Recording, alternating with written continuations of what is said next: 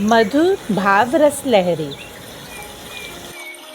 कोयल की कुहू कुहू, मयूरों की केकी ध्वनि अन्य पक्षियों की कंठ ध्वनियों को एक तरफ अव्यक्त करती है। यमुना की कल कल ध्वनि अलग ही मन लुभावनी हो रही है। इन पुष्पों की ओर तो देखो, कैसे विकसित हो रहे हैं, शीतल पवन के संग में कैसे झूम रहे हैं, इन पर भ्रमर कैसे गुंजार कर रहे हैं। किसी अनुपम रूप में मस्त ये दिशाएं चारों तरफ दिख रही हैं। पुनः उस रूप से कुछ सुनने की प्रतीक्षा में हो, ऐसा संपूर्ण वनीय वातावरण है। वनीय अवकाश को पाकर उन्हें उन्मादकारी नृत्य विलास विकास के लिए क्या जड़ और क्या जंगम, तृण गुल्म पत्र पुष्प फल वन सब रचकन तैयार दिखते हैं। ये विचार लहरियां मन में लहरा ही रही थी कि इतने में हरिणियों के झुंड तृषा शांत करने घाट के पार्श्व से संयुक्त सघन झाड़ियों में से निकल कर यमुना की तरफ आए। विचार प्रायण प्रियाजू के अत्यंत निकट से ही ये हरिणियों के झुंड निकले थे, बिल्कुल निर्भय हो।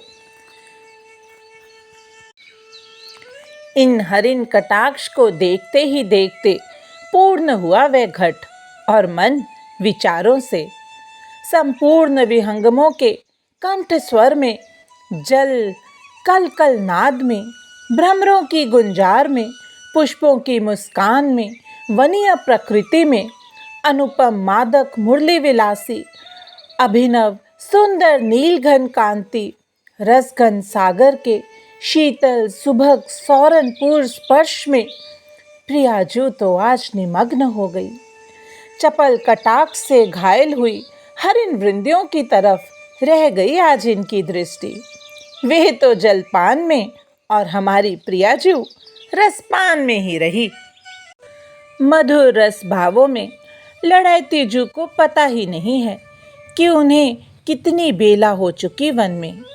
अपनी अरुण किरणों से नील आकाश को अनुरंजित करता हुआ सूर्य अस्ताचल पर पहुंच गया है। कैसी सुभग नीलांग पर पीतपट की शोभा है। मयूर पिछ लहरा रहा है। कर्णों में पुष्प गुच्छ कपोल तक झूल रहे हैं। बिखरी अलके चंद्र मुख पर लहरा रही हैं। अधरों में मुस्कान की छटा अप्रतिम अपूर्व है। उज्ज्वलांग सुगंध जिस पर भृंग कुल मक्त मंडरा रहे हैं। मयूर वृंद इस नव जलधर सुंदर को देखकर घूम फिर कर नृत्य कर रहे हैं। वन मृग निर्मिशेष देख मुख माधुर्य रसामृत पान कर रहे हैं। तन्मयता में लड़ैती जू प्रेम सरोवर की मणिमय सीढ़ियों में मंद मंद अवरोहण करती हुई पड़ी है। अत्यंत नीचे में सोपान में थी वह। उनकी अर्ध उन्मिलित दृष्टि जल की तरफ है। अलकावली बिखरी हुई जल में लहरा रही है। प्राण प्रियतम, अन्य सखियों को छलकर छिप छिप कर मेरे समीप आ गए हो। प्रियाजू अब अपने प्राण प्रियतम को अपने समीप अनुभव कर रही हैं। मधुर मधुर मंजुल नूपुर मनियों की ध्वनि मंद मंज गूंजती हुई कर्णों में प्रवेश की। उससे प्रियाजू के रोम रोम पुलकित होकर इतना अधीर हो गया कि उन्होंने प्यारे जू को अपने हृदय से लिपटा लिया। विरह वेदना तो पल भर में शांत हो ही चुकी थी जब प्रियतम के आगमन की सूचना उन्हीं के चरणानुरंजित वाचाल नुपुरों ने दी थी। फिर तो सौंदर्य रूप पर विमुग्धा श्यामांग में शोभा सागर में लहराने लगी स्वच्छंद रूप से। अचानक प्रिय वदन को देखकर प्रियाजू के मन में उनका पुष्पों से श्रृंगार करने की इच्छा जागृत हुई। सत्वर ही वे पुष्प चयन करने सरोवर के पुष्प उद्यान में चली। आंचल में पुष्पों को एकत्रण करना शुरू किया। उधर श्री वनमाली कृष्ण की भी इच्छा यही होने से स्वयं भी वो कोमल कमल दला उंगलियों से पुष्प चयन कर रहे हैं इस मुग्धा प्यारी के श्रृंगार के लिए।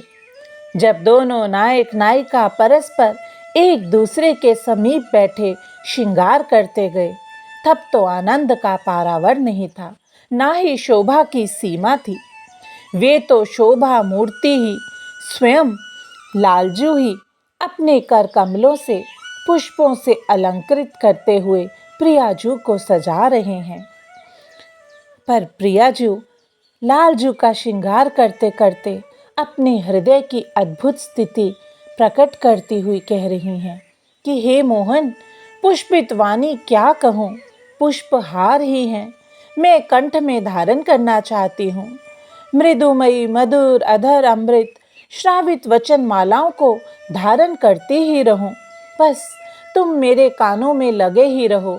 मेरे हृदय, मेरे प्राण नित्य विकसित मधुर पुष्प, इस शुभ अवसर को अक्षुण्य बना रखना।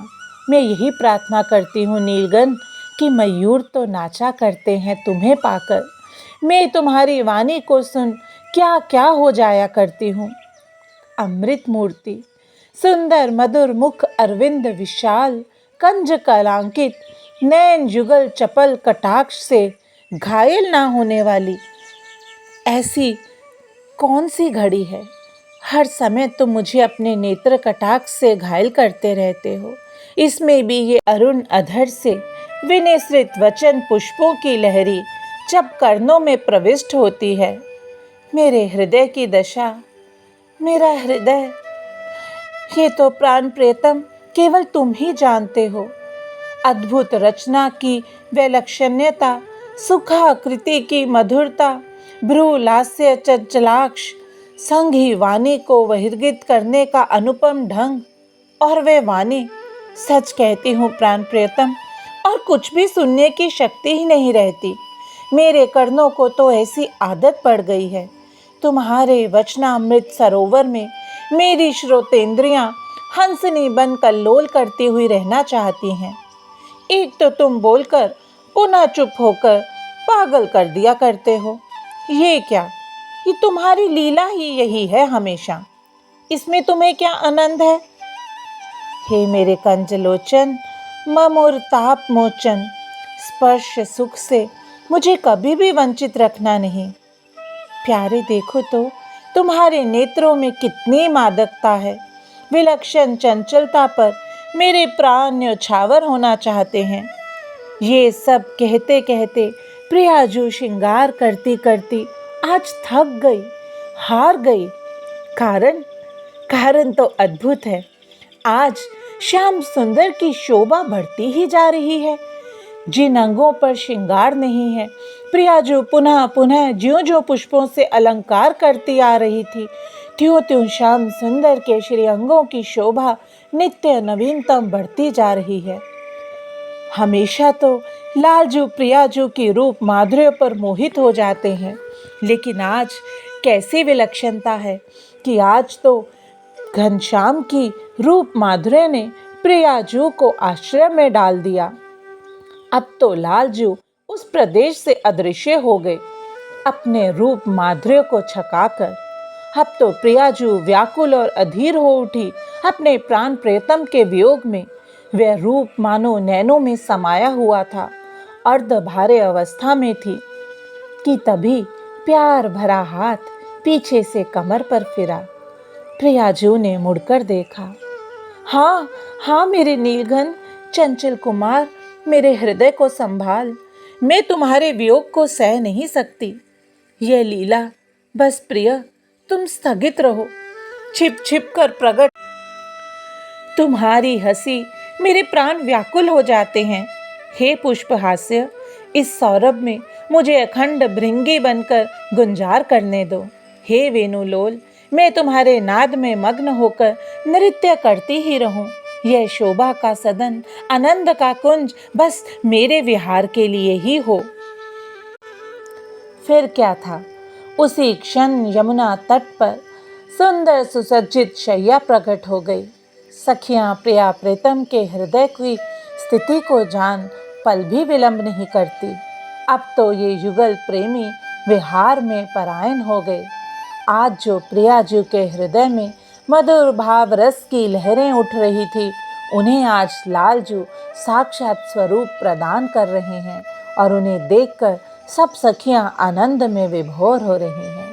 बोल श्री युगल सरकार की जय हो।